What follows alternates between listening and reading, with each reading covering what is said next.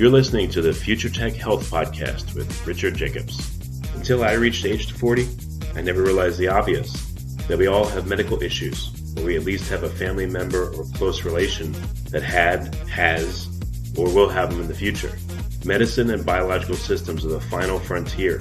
Until we've conquered death, figured out how life began, cured cancer, and understood our purpose in the universe, there's a heck of a lot to talk about when it comes to our health. Future Tech Health means I'll be covering futuristic topics that are actually already in clinical trials, or even starting to appear on shelves or by prescription, or available for your own use. We dive deep into stem cells, CRISPR-Cas9, the science of sleep, epigenetics, medical testing, cancer, ketogenic diets, stem cells, aging, regenerative medicine, and more. My goal for you, the listener, is to learn from these podcasts. You may very well learn something that may change the course of your life for the better, steer you towards a new career, or give you insight into addressing a serious medical problem. Remember, however, this podcast and its content is informational in nature only. No medical, tax, legal, financial, or psychological advice is being given. If you enjoy the podcast, please listen, subscribe, like, and share it with friends. Thank you. Hello, this is Richard Jacobs from the Future Tech and Future Tech Health Podcast. I have Paula Baker-Laporte. She works on healthy home design. She does consulting. She graduated from the University of Toronto School of Architecture at the International Institute of Bau-Biologie and Ecology in 1995. And she's dedicated her architectural practice. She's a registered architect and a fellow to the precepts of environmentally sound health and enhancing architecture, which sounds good to me. I get a feeling from going into buildings, either a good or a bad one. And I guess I thought for a while it was surprising how much a building environment affects me mentally and emotionally. It does. Maybe I'm a sensitive person. I don't know, but I have a feeling that her work is super important. So, Paula, welcome. Thank you. Thank you for having me. Yeah. So within the world of architecture, why this focus, and what drew you to it? Well, I came upon this focus when I became ill 30 years ago. Didn't know what was wrong with me, went from doctor to doctor to doctor, and finally discovered that I was sensitive to chemicals that we were all the time. It was an eye-opener, because no one had ever mentioned anything about health the whole time I had studied architecture. Was this chemicals in your home or at work or where? Everywhere. Once, I was one of a growing number of people who became pretty sensitized and so reacted to chemicals at a very small amount in any environment that was thought to be a safe amount. But when you say you reacted, what would happen? Would you sneeze or cough or feel sick, or what were the symptoms for you? Well, it's different for everybody. There are many different paths it could take. For me, because I was living in an environment that was not a healthy environment, unbeknownst to me, I was getting pneumonia every year. And then when I was exposed to raw chemicals, I would lose focus or feel dizzy or a number of symptoms. I was just feeling unwell. I was tired. And until I learned once I understood that chemicals could affect me this way, I could see the one-on-one relationship. For example, I would go to a shopping mall and get a headache because I was in there and often couldn't remember what I'd come to get. And it turns out that the formaldehyde levels in shopping malls, at least back then, were fairly high because they used formaldehyde in all the clothing to size it so it fit neatly on the in the stores. So once I understood where chemicals were in an environment, it would just became, oh yes, this is causing that. But until then, it was a big mystery, and it was a mystery to any of the doctors I went to because they'd never heard of such a thing. So one place I guess you could control was at least your home environment and probably your car. Was that your thinking, and was that prompted you to action? Yes, at first I thought, well, I can't be an architect anymore because I'm exposed to chemicals all the time. And then I said, wait a minute, if they're bad for me, aren't they bad for other people who aren't as symptomatic? How can we do this healthier? So that became a wonderful new start to a career. This is 30 years ago, and this has been our focus for all of that time. Okay.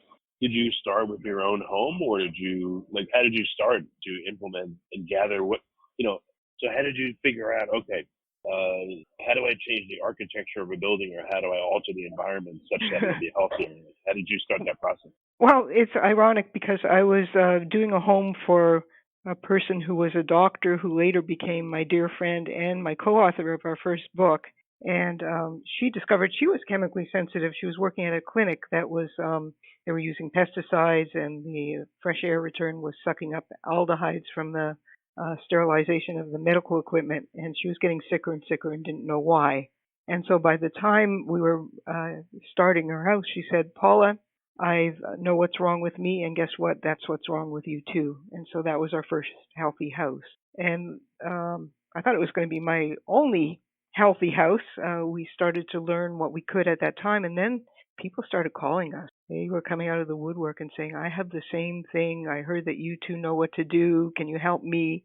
And so that was the start of this path. And then we thought, well, we know so much, we'll write a book. And then the prospect of writing a book, we realized we were just skimming the surface. And so lots of research came after that. So what are some things that people can do, or what are some things that you found are essential to do to make sure the environment is better than it could be? What are some of the I don't know, like, so if someone suspects they have a chemical sensitivity, what Yes. do they start with? How do they start even figuring out if they do or not, or assuming that they do? How do they start the process of improving their environment? So how do you make a healthy house is really the question. And I'll give some highlights. It's basically you do 1,000 things differently. Those 1,000 things have gotten easier and easier to do as the public and manufacturers become aware that healthy materials should be used in the construction of a home. What goes wrong with homes? Well, there's 3 basic things that we see over and over again. Either the house has too many chemicals in it, or the house gets moldy, or there's electromagnetic radiation, either generated by the household wiring or coming into the house from the surroundings. So if you already live in a house that isn't supporting health, there are several things you can do. If you're going to do renovation and your funds are limited, people's funds are limited for this kind of project, then we start with the bedroom and create what's called a bedroom sanctuary. So at least when that person is sleeping for their 8 hours, 7 hours in bed, they don't have sheets with chemicals, they don't have bed with chemicals, they don't have, they've turned off the electricity to their room, and the room has been checked for mold. Once people get sick, they have trouble finding places to live because they can't tolerate what many people think they're in a fine home, but to someone who's already ill and is hypersensitive, that home is a sick home. So start with the bedroom, start with standalone filters. If we're starting from scratch, we do eliminate the most probable causes of things that will turn into moldy houses later. Where do we find mold? Crawl spaces, basements, attics, leaks. So we build in measures that will prevent that from happening. Specify every product going into the buildings to make sure that they're benign and don't have chemicals of concern. And introduce protocols into the construction. And the result is that you'll walk in a home that has no odor. Electromagnetics have been tamed, and it's a home that over time won't get moldy. Well, what if you feel overwhelmed by the whole process and you're not feeling well already? How can you take the first baby steps towards helping yourself? And you're on a limited budget. Yeah, welcome to the world of most people who are in this situation. As I said, if you have a home that's at least workable, in other words, the home may have some chemicals, there aren't any overriding mold problems, and you're not living next door to a cell tower or something that you have no control over, then the first baby step is, where am I sleeping? As I mentioned. Secondly, you can get standalone filtration. So there's portable air filters that one can buy that do a really good job of filtering out chemicals. Opening windows, just deeper cleaning with non-toxic cleaning products, getting a HEPA vacuum, making sure that there's not a lot of dust and chemicals in the dust that you're breathing all the time. All of those things are simpler things that you can do. So what are like the hidden sources that seem to be the worst offenders for people? Is it, let's say start with the bedroom. Is it the sheets and the pillows and pillowcases, or is it just the air in the bedroom? Well, the answer is going to be yes. What could be in a bedroom? Well, the walls could be moldy. On the exterior walls, there could be hidden mold that you wouldn't know about, couldn't smell, couldn't see. It could be that there's electromagnetic issues with the home wiring that can be corrected or at least shut off at night. And it could be that there are, most standard beds have a lot of chemicals in them, including fire retardants. So you start with what you have. You take the obvious electrical. You don't need a plugged-in alarm clock beside your head. If you can afford a better mattress, go there. If you can't, then get a mattress cover that's benign. Get sheets, cotton sheets that are organic. They're readily available now. Make sure the home is clean or the room is clean and uncluttered. So those are baby steps that one can take. What about the architecture of a home itself? Is there a way to lay out the rooms? There's obviously you could open the window, et cetera, or open the doors. But is there a way to design a home so that air flows better and isn't stagnant? And there's probably a lot of things that you wouldn't even consider. Like, what are some of the architectural things? Sure. If we're starting from scratch, just for I'll say a normal healthy house for a healthy person, we want to examine: is there a basement or crawl space? Does there have to be one? If one has to have one, what steps do we make to create it healthier? What often happens is people move into a brand new home with a brand new basement, put sheetrock in the walls of the basement. Those basement walls are still drying for many, many years, and the sheetrock would get mold because that's paper-faced. So I won't get into too many details, but there are many steps you can take to finish out a basement, for example, if you have to have one. If you can do without one or a crawl space, wonderful. Attached garage is another obvious source of pollution that is so common that people don't even think twice about it. So how can you have a detached garage with a breezeway leading to your house? That would be healthiest. If the garage has to be attached, when you exhaust the air out of the garage, can you make it airtight, the connection to the house, etc.? So there are many, many levels we can work on. One is there's the ideal home, and then there's how do we work the cultural compromises. I've had people tell me we can't detach a garage because it'll lessen our real estate value. How do we work with that to make the best out of a not so good built-in cultural problem? Rooms can be designed so they each have cross ventilation. Now, for someone with special needs, we can introduce higher levels of filtration. I like to create a screened-in porch where people can sleep outdoors if anything happens to the home. They're not homeless. They have somewhere they can. We take care of definitely electromagnetics, etc. And some people, for example, can't even be around kitchen smells, the smell of food cooking, so then that needs to be an isolated room.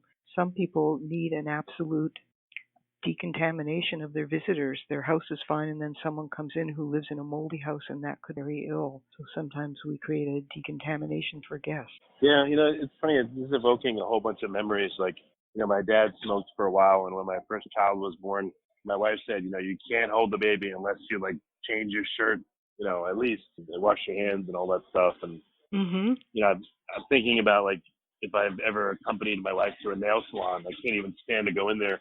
I don't know how the people that work in those places are alive and not dead of all kinds of horrible diseases, breathing that stuff. And I just, now that as you're talking, I just feel like over time I've gotten more sensitive to stuff. Like my wife, got into an accident. We got a new car, and I couldn't ride in it for the first 2 months because they must have treated all the interior stuff with some kind of horrible chemicals, and it just gave me terrible allergies. And I had someone wipe down the inside of the car and leave the windows open overnight for 3 nights in a row, and just to get rid of that crap, and it's terrible.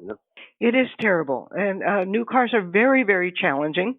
And there are things you can do. There's for example, a new car filter that you can get from the company is Faust, and they make a filter that has a canister in it for the kinds of chemicals that are found in new cars. And that has been the only way I've survived a new car, is to drive around with that filter going for the first few months. And so you are typical then of someone who's beginning to realize they are sensitive. One of the telltale signs is smells bother you. Yep. My wife has switched to a lot of natural cleaners, vinegar, things like that. And all of a sudden, I don't know, someone else in my house put bleach things in the toilets, and I was it made me sick. I was like, I cannot have that. It's, right away it was just awful. You bring up a great point. Products that a person uses in their house are crucial. So it's not enough to just create a healthy home. An unaware homeowner could ruin it in a day by plugging in those scented air things, or using scented laundry products. So it goes hand in hand. You need to be educated about how you use the house, and you're mentioning some really good examples, so I didn't want to let that pass. Yeah, no, that's fine. It's just, part of the problem is when you live with someone, if they're not sensitive to you, they'll tell you, oh, you're fine. Oh, I don't smell anything. Oh, it's like, there's also a psychological component where people have to respect and understand that some people have these problems. To you, let's say it may not bother you at all, but to someone else it may be like horrible. Yes, absolutely. And there's a little bit more awareness now. Now you'll see occasionally this is a scent-free premise, or, it's just like smoking. People who smoke didn't realize that when you're sitting in a restaurant, you really don't want to be inhaling their fumes. But the idea of not allowing people to smoke in a restaurant was unheard of, 20 or 30 years ago, and now it's the norm. And I'm hoping we'll come to that same level of awareness just about scented products in general. Yeah, like Febreze and Wick and all those things. When I travel now, I go to hotels, and it seems like just every room has stuff in it, and I don't know. It's frustrating. I'm sure it makes it very difficult if it gets bad enough to go anywhere. It is. Many people are pretty homebound. I travel. I consider myself well now, and I travel a lot for work, but I still call ahead to the hotel and make sure the sheets are unscented and that they're willing to clean the room with just vinegar and water. Because you asked for that. Okay. Yeah, you can ask for that, and most places don't think you're crazy anymore. 20 years ago, they thought it was nuts. They even had places hang up on me, but now there's so much more awareness that if you know to ask, you might be okay. Is there, I don't know, is there an MCS or multiple chemical sensitivity designation that people can get if they have enough problems, so that when they travel or when they go to places that they can show a badge or something and request things to be modified, and that would give some credence to what they're saying? I wish there were. There are more doctors are finally becoming aware of MCS, but for long, and I still don't know if it's a recognized condition by the AMA, and so no, that doesn't usually work. But people are aware of allergies, and I've even flying in Canada, I've heard announcements: don't open any bags with peanuts in them. There may be someone with peanut sensitivities, and now things are labeled. So I don't even bother to explain. I just say I am allergic to perfume, and it puts it in a context that they may begin to understand. But it is, once you do create a home that's a sanctuary, it's very hard to travel. It's appalling, really, to realize the toxics that are out there in day-to-day living in many environments, most environments. I was going to joke with you that the AMA would never be able to say that MCS is a condition, because they would want to prescribe another chemical to fix it, which wouldn't work. So by very definition, it probably won't happen. Yeah, a lot of people are misdiagnosed, and then when the diagnosis doesn't work, they're referred to a psychiatrist. In fact, that's true. Many people with chemical sensitivity see many doctors before they finally find someone who can work with them. Same thing with mold toxicity and electromagnetics. They're complex conditions, and I am happy that it seems we're going and that we're headed in the right direction medically. We're just not there yet for people who are suffering. So how do people work with you, or what is the name for a consultant that you could get, to help you evaluate your home's air and EMF? Or they call it building biologists? What would you call that person? Yes. I work as an architect more. I'm not a home inspector per se. I work at the other end of the spectrum. But the Building Biology Institute is a great organization, which it's my mother organization, I would say, and actually faculty there, and have been involved for many, many years, because when all of these things were wrong with me, they were the only ones that understood what was going on. And on their website, it's buildingbiologyinstitute.org. There's a Find an Expert page, and it's listed geographically. And there, someone could go and find people with the certification to come in and look at their home in a holistic way and test it and see what's wrong, what's going on, what's wrong with it, and then offer constructive suggestions about how to repair it. Okay, and then last couple of questions. So on the architecture side, what do you find yourself doing and what kind of clients are requesting it? I mean, do you get any commercial requests or this is all residential? I really mostly specialize in residential. I've worked on some commercial things, but I wear two hats. We do architectural design from the very beginning for people who want health, and then I can apply all of the wonderful, subtle principles of building biology that not only create a house that's toxic-free, it's nurturing in every respect. I love doing that work. But I also work as a consultant all over North America for people who have already sensitivities or other people who just know they want a healthy house. And then I work with their team, their architect, their builder, their officials, and we work together. And I help with educating the team and then prepare a manual for them. It's about a 70 or 80 page manual that at best becomes part of the construction contract, and it lists all of the protocols and materials that are safe, and then we're on hand to vet other materials if the builder wants to use them or it's all that's available, or there's some belief that it's a fine product. We'll look at it and let the owners and the team know, yes, this is a healthy product, go ahead and use it, or we don't know enough about it from the information available, or here are some chemicals of concern that are red listed by 20 organizations. I wouldn't use this. This is worth sending away for something better. Are there any that you're able to mention on the hit list, good or bad? Surprisingly so, surprisingly good, surprisingly bad. Chemicals? Well, yeah, or things you bring into your home, things that people would run into commonly. Yeah, there's about 85,000 chemicals, and we only have complete information on about 7% of them. So there's a lot of information missing. But of those 7%, there's chemicals like, good examples, formaldehyde. Now you will see products that say they're formaldehyde free. When I got ill, it was primarily from formaldehyde, and it was in everything. Paints, glues, plywood products. It was just used throughout the house. And like you, I started off kind of a sensitive person, and it just threw me over the top.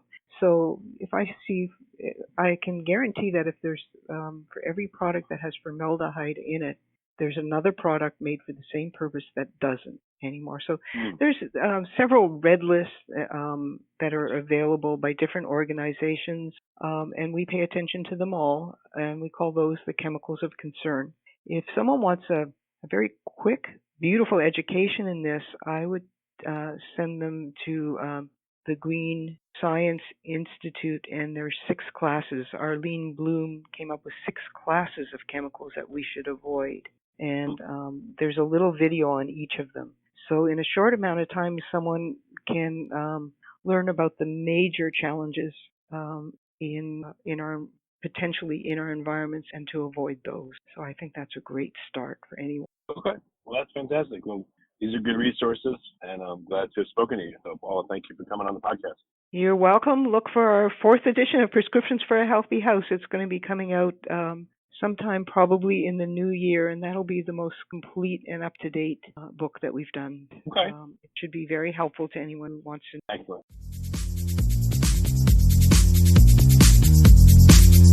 You're listening to the Future Tech Health Podcast with Richard Jacobs. Until I reached age 40, I never realized the obvious, that we all have medical issues, or we at least have a family member or close relation that has, or will have them in the future. Medicine and biological systems are the final frontier. Until we've conquered death, figured out how life began, cured cancer, and understood our purpose in the universe, there's a heck of a lot to talk about when it comes to our health.